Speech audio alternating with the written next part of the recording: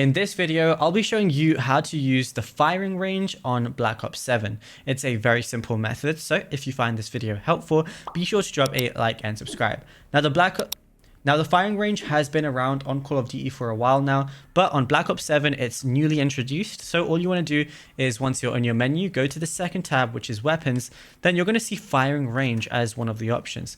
Over here you can really just test out any single gun that you want.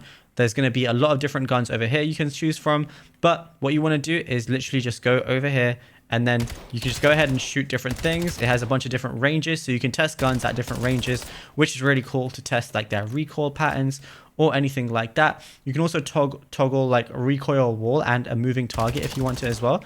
So that's just going to be constantly moving and you can shoot it, as far as it goes pretty much. And then from here, what you can do is press your settings button and then go and you can change your loadout. You can change target settings to, see how many plates they want. And you can even go into settings as well, just as normal. But it's as simple as that. Now, if you found this video helpful, be sure to drop a like and subscribe. And also be sure to check out all our other Black Ops 7 videos on the channel.